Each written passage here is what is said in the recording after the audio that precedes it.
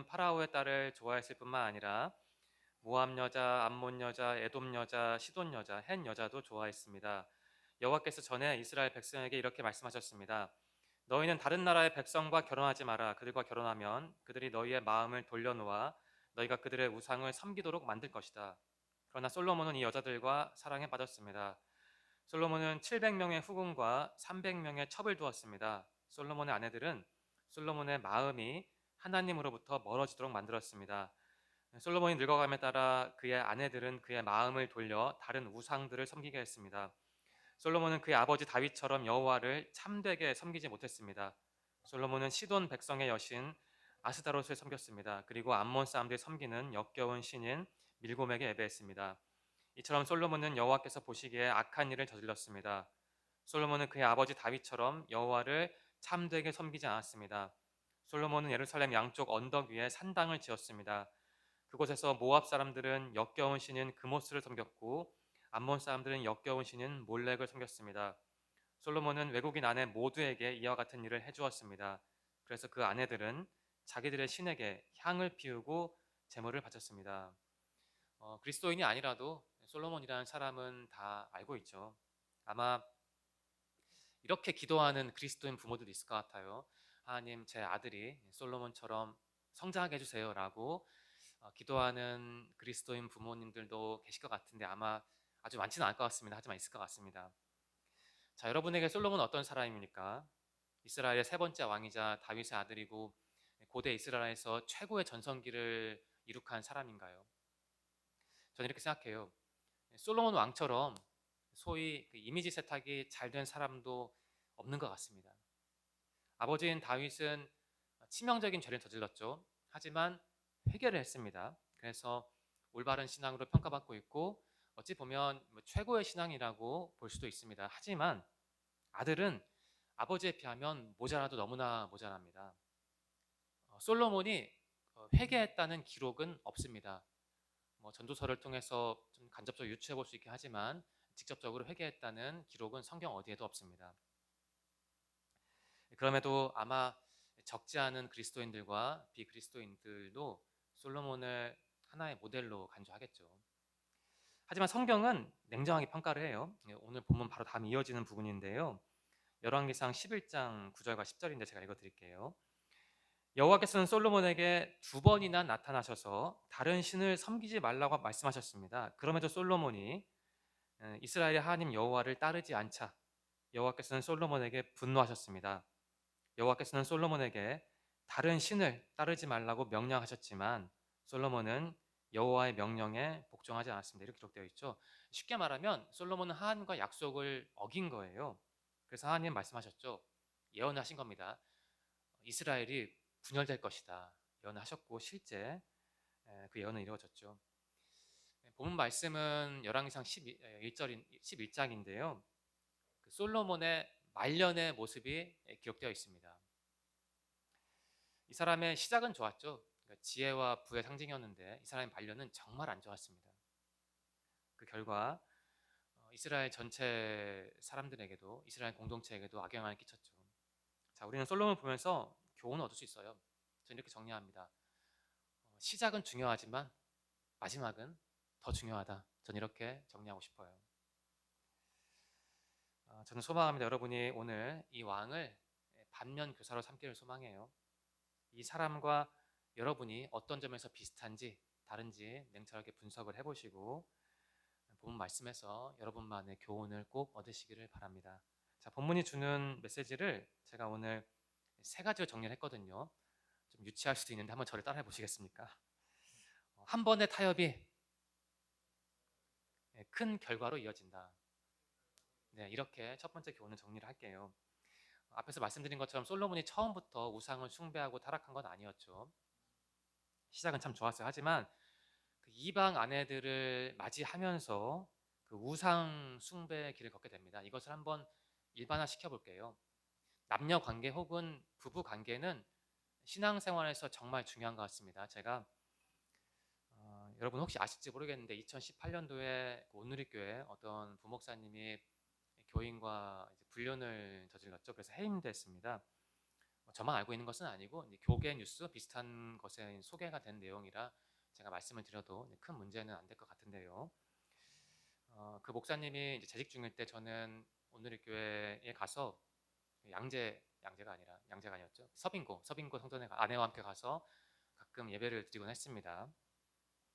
그랬었을까 그 소식을 듣고 제가 나름대로 마음에 큰 충격을 받았죠. 다른 교회도 아니고 세계적인 교회 부목사님이 또 다른 사람도 아니고 교인과 좀 부적절한 관계를 맺었다는 게 저에게는 나름대로 충격이었습니다. 그 목사님은 존 파이퍼 목사님의 설교를 통역하기도 했고 그 필리핀의 복식 영웅이죠. 파키아오의 간증을 통역한 분이기도 하고요. 또 여러 유명 연예인들의 결혼 주례를 맡은 적도 있습니다. 어떤 영화 배우는 그 목사님을 보면서 청년 예수와 같다라고 극찬한 적도 있어요. 그분이 이렇게 말을 했습니다. 청년 예수님이라면 이런 모습이 아닐까 싶을 정도로 도전을 많이 받는다. 이렇게 평가를 한 연예인도 있어요. 그러한 교역자가 그러니까 예수님을 연상시킬 정도의 교인들에게 큰 어떤 좋은 모델이 된 그런 목회자가 불륜을 저질렀던 거예요. 제가 관련 기사를 몇 번 읽어봤는데 그 기사 내용 중에 정말 가장 충격적이었던 게 있습니다. 그게 뭐냐면 그 목사님이 그 상대 불륜을 저지른 그 상대 그 교인에게 이렇게 말을 했다는 거예요. 내가 내 아내와 이혼을 할 테니까 나랑 계속 만나자 이렇게 말씀하셨다는 겁니다. 결국 뭐 이혼을 하진 않았고 제가 알기로는 그 목사님이 어느 정도 관계가 지속된 다음에 아마 좀 현실을 직시하신 것 같아요. 그래서 이제 그만 만나자라고 통보 비슷하게 했는데 이제 그게 결국 문제가 돼서 밝혀진 것이죠. 그 사건이. 제 생각에 그 목사님은 아마 타협을 한 것 같습니다. 뭐 이 정도는 괜찮지. 내가 새로운 시작을 하면 되지라고 스스로 타협을 하신 것 같아요. 그러니까 성적인 일탈이 이렇게 무서운 거예요. 가정을 깨뜨리고 신앙을 망가뜨리는 것이죠. 제 생각에 성적인 일탈은 물론 뭐 굉장히 사이즈가 큰 사건이긴 하지만 시작은 작은 것에서 시작하는 것 같아요. 이제 자기 배우자보다 다른 사람이 더 좋게 보일 때 일탈은 시작된 거고 자기 애인보다 다른 사람이 더 크게 보일 때 일탈은 이미 시작을 한 것이죠. 본론으로 돌아가겠습니다. 솔로몬은 당시 강대국이었던 이집트와의 관계를 위해서 그 이집트 왕의 딸과 결혼했죠. 본문 말씀에는 사랑했다라는 표현이 나오는데요. 3장 2절을 보시면 결혼이라는 단어가 나옵니다. 그러니까 정략 결혼이죠. 정략 결혼. 다른 나라와 동맹을 맺은 거예요. 앞에서 말씀드린 것처럼 이집트는 강국이었기 때문에 이 이집트와 동맹을 맺으면 솔로몬은 나에게 유익이 될 것이다라고 판단했던 것이죠. 뿐만 아니죠. 이 본문에 보시면 뭐 암몬, 모압, 에돔, 시돈, 헷 족속의 여인들을 좋아했다라는 표현이 나옵니다. 암몬, 모압, 에돔은 오늘날 요르단이고요. 시돈은 레바논, 그리고 헷은 튀르키예라고 보시면 됩니다. 그러니까 여러 나라 여인들과 또 정략 결혼을 한 건데 생각해 보았습니다. 정략 결혼만 한 건 아닌 것 같고 제 생각에 솔로몬이 자신의 육체적인 그런 욕구를 채우기 위해서 여러 나라 여인과 그 관계를 맺은 게 아닌가 그런 생각을 저는 해봤습니다. 정리하면 솔로몬은 하나님을 잊어버리고 세상과 타협을 한 거예요. 하나님은 일찍이 경고를 하셨습니다. 본문 2절인데요. 좀 잘 들어보십시오. 여호와께서 전에 이스라엘 백성에게 이렇게 말씀하셨습니다. 너희는 다른 나라의 백성과 결혼하지 마라. 그들과 결혼하면 그들이 너희의 마음을 돌려놓아 너희가 그들의 우상을 섬기도록 만들 것이다. 이렇게 기록되어 있죠. 이렇게 경고를 했는데도 솔로몬은 자기 멋대로 살았던 거예요. 그러니까 성적으로 타락을 한 것이죠. 그러니까 타락을 하니까 세상과 타협을 하죠. 앞서 제가 그 예로 든 오늘의 교회 목사님 그 이야기가 잘 보여주죠. 솔로몬 이야기는 수천 년 전 어느 국한된 나라에서 일어난 일이 아니에요. 여러분과 저도 주의하지 않으면 하나님을 신뢰하지 않으면 그 목사님처럼 그리고 솔로몬처럼 얼마든지 타락을 할 수 있는 겁니다. 그러니까 솔로몬을 보면서 마냥 욕할 건 아니죠. 반면 교사를 삼아야 하는 거예요. 자, 우리 청년들에게 묻고 싶습니다. 좀 노골적인 질문인데 앞에서 말씀드린 그 목사님 사례와 이 솔로몬을 비교하면서 한번 제 질문에 나름 답변해 보시기 바랍니다. 여러분은 여러분의 애인에게 얼마나 신실합니까? 여러분의 그 애인은 어떤 존재예요? 하나님 안에서 교제하는 관계입니까? 아니면 내 몸과 마음의 여백을 채우기 위한 관계입니까? 또 다른 질문을 드릴게요. 여러분은 앞으로 교제하게 될 그분에게 신실하실 겁니까? 아니면 솔로몬처럼 자신의 몸의 욕구를 극대화하기 위해서 그분의 몸과 혹은 마음을 이용할 겁니까? 권면을 드리면 하나님이 맺어주신 관계에 충실하시기 바랍니다. 좀 비뚤어진 성적인 유혹과 타협하지 않도록 쉽지 않겠지만 노력을 해보세요. 한 번의 타협이 큰 결과로 이어집니다. 솔로몬을 보시면서 꼭 반면교사 삼으시기 바랍니다. 한 가지 제안을 드리면 신앙 일기를 한번 써보세요. 꼭 감사의 조건 그런 것만 쓰지 말고 우리는 사람이라 그 유혹에 넘어갈 때가 있는데 그러한 경로, 과정, 혹은 욕구, 동기를 기록을 하시라는 겁니다. 그리고 기록만 하지 말고 이게 가능할지는 모르겠는데 성경 공부할 때, 소모임 할 때 한번 서로 나눠보세요. 나는 이럴 때 넘어진다. 너는 언제 넘어지니? 뭐 이런 식으로 서로 정보를 공유하면서 우리가 어느 지점에 취약한지 공유하는 게 필요할 것 같은데 이제 뭐 남자 형제 자매가 같이 모여서 하긴 또 어려울 수 있으니까 뭐 이게 성을 구분해서 공유를 하시는 게 필요할 것 같습니다. 그런 과정이 정말 중요한 것 같아서 저는 그렇게 하지 못했는데 여러분은 그러한 유혹의 그 순간과 유혹의 냄새와 그 구조와 색깔을 공유하시면 조금 더 쉽게 좀 대응책을 마련할 수 있지 않을까 하는 생각이 들더라고요. 네, 그렇게 추천해 드립니다. 네, 이게 첫 번째 교훈이었고요. 좀 졸리기도 하니까 좀 다시 한번 따라해 보시겠습니까? 두 번째 교훈인데 하나님의 경고를 귀담아 들어야 한다. 네, 이렇게 두 번째 교훈을 정리를 하겠습니다. 하나님은 솔로몬이 그렇게 엇나갈 것을 아셨을까? 저는 한번 질문해 보았어요. 누구도 뭐 그렇다라고 답변을 하지 못하는데 하나님은 절대자니까 아마 제 생각에는 얘가 자빠질 것 같다, 넘어질 것 같다라고 충분히 예상을 하셨을 거예요. 네, 그래서 그렇게 앞에서처럼 경고의 말씀을 주신 건데 자, 아무튼 하나님은 경고를 하셨죠. 여호와께서 전에 이스라엘 백성에게 이렇게 말씀하셨습니다. 너희는 다른 나라의 백성과 결혼하지 마라. 그들과 결혼하면 그들이 너희의 마음을 돌려놓아 너희가 그들의 우상을 섬기도록 만들 것이다. 이렇게 기록되어 있죠. 하지만 그럼에도 불구하고 솔로몬은 한두 명도 아니고 정말 셀 수 없이 많은 여인과 사랑에 빠지고 맙니다. 제가 설교를 준비할 때 우리말 번역 성경 한 대여섯 개를 같이 보는데요. 개역 개정, 개역 한글, 공동 번역, 새 번역은 일찍이라는 부사를 사용해요. 하나님께서 일찍이 경고를 하셨다는 거죠. 그런데 쉬운 성경과 지금 보고 있는 쉬운 성경과 현대인의 성경은 전에라는 부사를 사용하더라고요. 아무튼 하나님은 미리 경고를 하셨다는 거예요. 이게 중요한 건데요. 하지만 솔로몬은 그 말을 듣지를 않았다는 것이죠. 자, 여러분에게 또 질문을 드리겠습니다. 여러분에게 하나님 어떤 분이에요? 제가 이 질문을 정말 셀 수 없이 많이 설교 시간에 들었는데 다시 한번 생각을 해보십시오.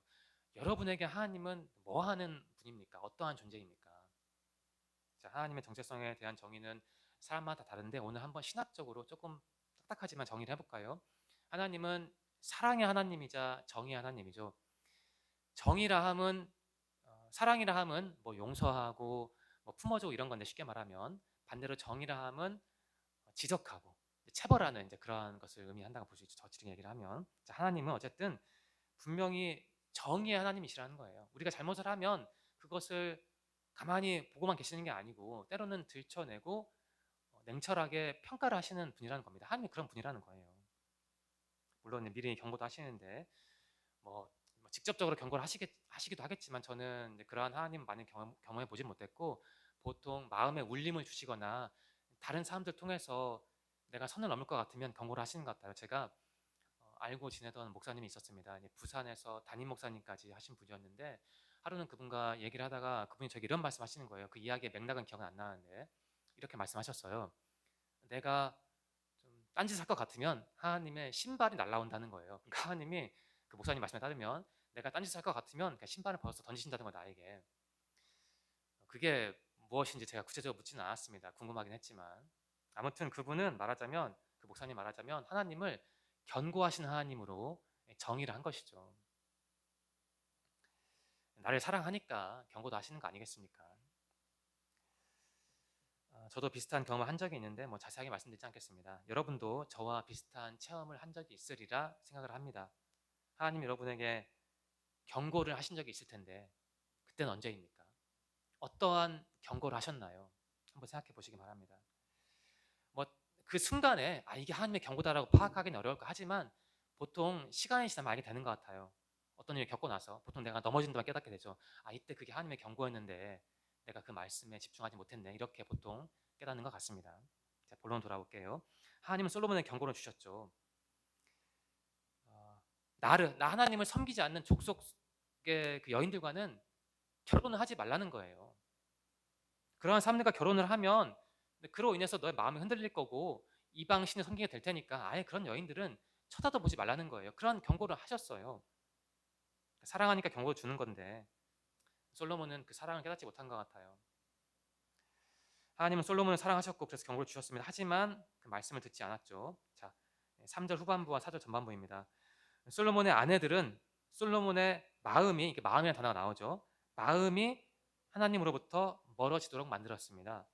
솔로몬이 늙어감에 따라 그의 아내들은 그의 마음, 또 마음이 나오죠. 그의 마음을 돌려 다른 우상들을 섬기게 했습니다. 이렇게 기록되어 있습니다. 그러니까 솔로몬은 우상을 숭배했죠. 하나님의 경고대로 그 나라가 쪼개졌습니다. 솔로몬 이후에 주전 930년경인데 북쪽과 남쪽으로 쪼개졌습니다. 북쪽 나라는 기원전 722년에 망했고 남쪽 나라도 잘 버티다가 기원전 586년 혹은 7년경에 사라지고 말죠. 오늘날 이라크라는 나라에 의해서요. 그러니까 한 사람이 하나님의 말을 듣지 않아서 경고를 듣지 않아서 나라가 분열됐고 여러 사람이 고통을 겪게 된 겁니다. 물론 나중에 회복은 됐지만요. 여기서 여러분께 질문 하나 그러면 여기서 여러분이 이러한 질문을 던질 수 있습니다. 하나님께서 솔로몬에게 이방 나라 사람과 결혼하지 말라 하셨는데 그러면 나도 그리스도인인데 내가 주님을 모르는 사람과 결혼을 하면 안 되는 거니까 이러한 질문을 할 수 있잖아요. 여러분 어떻게 생각하십니까? 솔로몬 이 본 말씀의 교훈을 우리가 믿지 않는 사람과는 사귀지도 말고 결혼하면 안 된다 이렇게 정리할 수 있을까요? 교훈을 잠시 생각해 보시기 바랍니다. 성경은 우리에게 분명히 방향성을 제시해 주죠. 하지만 우리가 물론 뭐 사람마다 해석은 다르겠지만 성경 말씀을 기계적으로 적용하는 건 좀 조심해야 하지 않나라는 생각이 들어요. 제가 예를 들어볼까요? 마가복음 9장 47절인데요. 이러한 기록이 있죠. 만일 너의 눈이 죄짓게 한다면 그것을 뽑아 버려라. 두 눈을 가지고 지옥에 던져지는 것보다 한 눈만 가지고 하나님 나라에 들어가는 것이 더 낫다. 이렇게 기록되어 있습니다. 예수님의 가르침인데요. 다 아시겠지만 죄의 심각성을 깨닫고 그 죄를 짓지 마라. 죄를 짓지 않도록 노력을 해라. 이러한 뭐 교훈을 전달해 주시는 거예요. 그런데 이 교훈을 말씀을 문자 그대로 받아들이면 곤란하죠. 그러니까 안구를 적출하는 게 아니잖아요. 그냥 죄를 조심하라는 건데 뭐 이 문자 그대로 받아들이면 어떻게 하겠어요? 저는 이 오늘 우리가 주신 본문 말씀도 이러한 방식으로 이해를 하면 어떨까라는 생각을 해보았습니다. 제 개인적인 생각이니까 여과해서 들어주시기 바랍니다. 자, 하나님은 솔로몬에게 말하자면 너 비그리스도인과 결혼하지 마라는 경고를 주셨죠. 말씀하신 거예요. 근데 우리가 여기서 이 말씀을 그냥 바로 그냥 뜯어내서 비약을 하면 어떻게 될까요? 그래 나도 솔로몬처럼 믿지 않는 사람은 거들떠 보지 않고 그냥 결혼도 하지 말아야겠다. 이렇게 적용을 하면 어떻게 되겠어요? 물론 그렇게 적용을 한다고 해서 그 사람을 욕하면 안 되겠죠. 하지만 그런 식으로 너무 거칠게 적용을 하면 정작 하나님이 이 말씀을 통해서 주시고자 하는 핵심은 놓치게 되는 것 같아요. 자, 이 본문 말씀 2절의 핵심은 뭡니까? 어떻게 정리하면 좋을까요? 이렇게 정리하면 되죠. 나 하나님과 너의 관계가 가장 중요하다는 겁니다. 그러니까 신앙이 가장 중요하다는 것이죠. 그게 핵심이고 그 표현 방식이 제 생각인데 표현 방식이 뭐 이방인과 결혼하지 마라 그렇게 말씀하시는 거라고 전 정리를 했어요. 물론 뭐 다르게 해석할 수도 있습니다. 앞에서 말씀드린 것처럼 그래 솔로몬도 이방인과 결혼해서 망했으니까 나도 절대로 비그리스도인과는 결혼하지 말아야지 이렇게 해석할 수도 있는데, 아무튼 여러분도 나름대로 한번 해석을 해보시고 고민해 보시기 바랍니다. 정리할게요. 본문 말씀의 두 번째 교훈은 하나님의 경고에 귀를 기울여야 한다는 겁니다. 하나님께 복만 받으려고 하시지 말고, 분명히 여러분에게 아주 날카로운 경고를 주셨고 주시고 앞으로 주실 텐데 듣기 싫다고 귀 막지 말고, 그러한 교훈이 날라올 때 꼭 잘 받아들이시고 자신에게 적용하시기 바랍니다. 자, 마지막 세 번째 교훈인데요. 이건 제가 이렇게 정리하겠습니다. 나의 정체성을 잊지 말자입니다. 이게 세 번째 교훈인데요. 자, 솔로몬의 잘못은 뭐 이것저것 따지지 말고 간단합니다. 자신이 어떤 존재인지를 망각한 거예요. 자신의 정체성을 잊어버린 게 솔로몬의 가장 큰 죄악이었던 겁니다. 자, 7절 말씀인데요. 이거 굉장히 참담한 기록인데 이렇게 기록되어 있죠. 솔로몬은 예루살렘 양쪽 언덕 위에 산당을 지었습니다. 그곳에서 모압 사람들은 역겨운 신인 그모스를 섬겼고 암몬 사람들은 역겨운 신인 몰렉을 섬겼습니다. 이렇게 기록되어 있는데 굉장히 무섭고도 안타깝고도 참담한 장면입니다. 시온 성경은요, 양쪽 언덕이라고 번역하고 있는데 제가 히브리어 원어 성경과 영어 성경을 참고해 보니까 예루살렘 동쪽 언덕으로 되어 있습니다. 그런데 왜 양쪽 언덕으로 기록했는지는 모르겠지만 아무튼 예루살렘에 그 이방 신당을 세웠다는 그러한 기록인 겁니다. 자, 예루살렘이 나오는데 예루살렘은 이스라엘에서 정말 상징적인 의미를 가지고 있죠. 신앙의 중심지인데 다윗 때부터 신앙의 중심지로 부상하지 않았습니까? 다윗이 예루살렘을 수도로 삼았죠. 그 전까지는 실로라는 곳이 중심지였는데 다윗이 그 예루살렘을 수도로 삼고 또 그 이후에 솔로몬이 성전을 지음으로써 본격적인 신앙의 중심지로 기능을 하게 되지요. 그런데 그러한 예루살렘에 산당을 지었다는 거예요. 그러니까 이방 신을 섬기는 어떤 제단 같은 거였겠죠. 성전이라 함은 신앙의 중심지이고 하나님이 임재하는 곳이고 예배가 이루어지는 곳이고 내가 그곳에서 회개를 하는 곳인데, 그러니까 하나님과 만나는 곳인데, 그러한 예루살렘에 이방 신을 끌어왔다는 거예요. 그러니까 솔로몬은 그러한 사람이었던 겁니다, 여러분.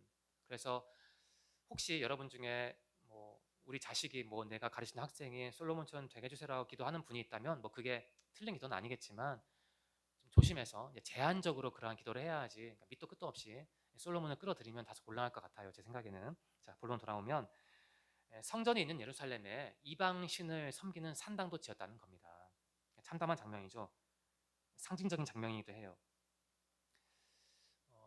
성전이라 함은 하나님의 임재가 이루어지는 곳인데 반대로 산당, 이방신을 섬기는 산당은 어떤 타협과 타락을 의미하죠. 그러니까 솔로몬은 예루살렘에서 하나님도 섬기고 이방신도 섬겼던 것이죠. 그러니까 우리에게 한번 적용해 보겠습니다. 솔로몬의 마음이 그렇게 분열되지 않았습니까? 그러니까 우리의 마음도 그렇지 않나요? 때로는 마치 신호등이 전멸하듯이 우리도 하나님과 세상 사이에서, 예루살렘 성전과 이방 신앙 사이에서 끊임없이 왔다 갔다 하잖아요.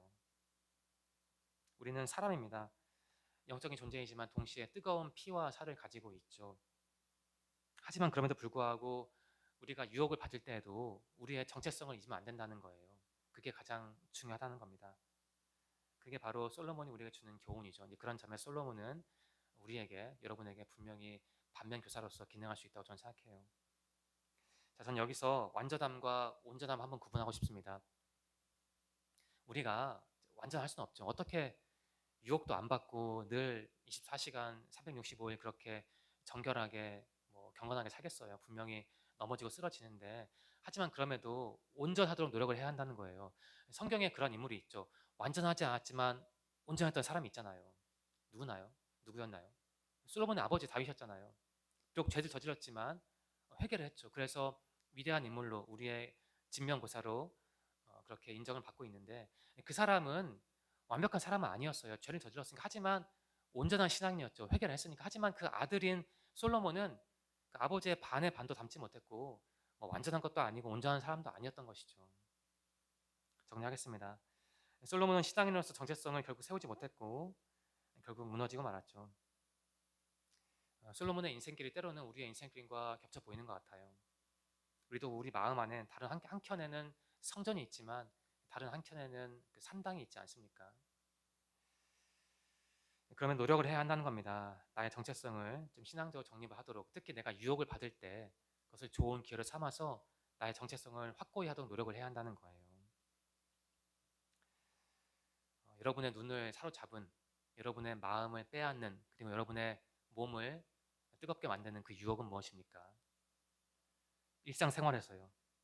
월요일부터 토요일까지 살아갈 때 유혹에 시달릴 때가 있을 텐데 그게 무엇인가라는 질문을 전 드린 겁니다. 특별히 다시 말씀드리면 좀 성적인 타락을 조심하시기 바랍니다.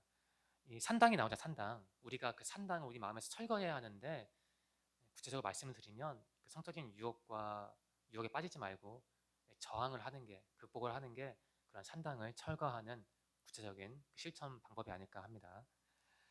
설교를 마무리하겠습니다. 솔로몬은 반면교사죠. 결코 좋은 모델은 아니에요. 하나님의 말씀에 귀 기울이지 않고 성적인 유혹에 빠진 사람을 우리가 어찌, 회개하지 않은 사람을 우리가 어찌 좋은 모델로만 간주하겠어요. 분명히 반면교사가 맞습니다. 이 자리에 계신 분들은 아마 주일학교 교사로 활동하고 있는데요. 여러분이 아이들에게 꼭 좋은 모델이 되기를 바랍니다.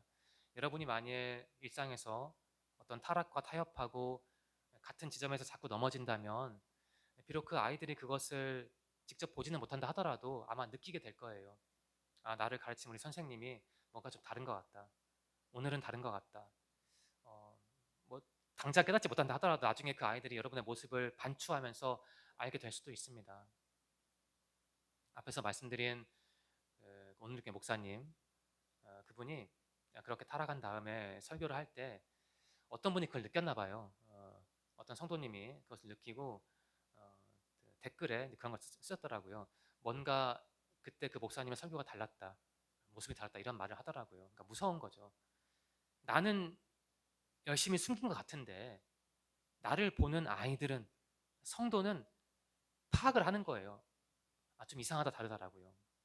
자, 여러분이 교사로서 아이들에게 좋은 모습을 보여야 하는데 좋은 모습을 보인다는 건 성경을 많이 알고 그들에게 좋은 걸 준다는 것, 그것을 의미하는 건 아니고 여러분의 일상생활에서 솔로몬처럼 넘어지지 않도록 노력을 하세요. 바로 서도록 노력을 하고 나의 정체성을 확고히 한다면 그게 바로 그 아이들 그 자체로 바로 아이들에게 좋은 교훈이 될 것이라고 저는 생각합니다.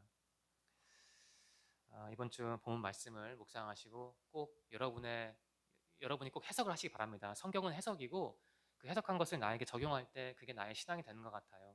그러한 과정을 충분히 겪어내야 여러분이 가르친 아이들에게도, 그리고 여러분 자신에게도, 여러분의 가족에게도 좋은 신앙이 될 수 있는 겁니다. 이번 주 본문 말씀 안에서 꼭 필요한 교훈을 얻으시고 그 교훈을 삶 속에서 실천하셔서 유혹에 빠지지 않고 승리하시기를, 무엇보다 특별히 다시 말씀드리면 성적인 유혹에 빠지지 않기를 소망합니다. 기도드릴게요.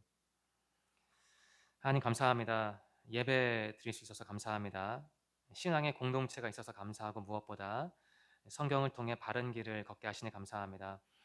하나님, 오늘 주신 말씀을 마음에 간직하고 주어진 새로운 일주일을 신앙인답게 살기를 원합니다. 힘과 지혜와 결단력을 허락해 주시옵소서. 이 자리에 있는 청년분들을 위해 기도합니다. 그들이 신앙인의 정체성을 늘 새롭게 정립하고 자기 마음에 자리한 솔로몬의 산당을 하루하루 철거할 수 있도록 인도해 주세요.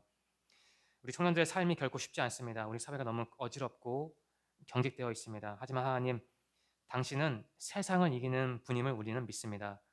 우리 청년들에게 믿음을 주시고 은혜를 주셨어서 신앙적으로 경제적으로 날마다 탄탄해질 수 있도록 도울 사람과 필요한 자원도 주님 원하시면 넉넉하게 허락해 주세요.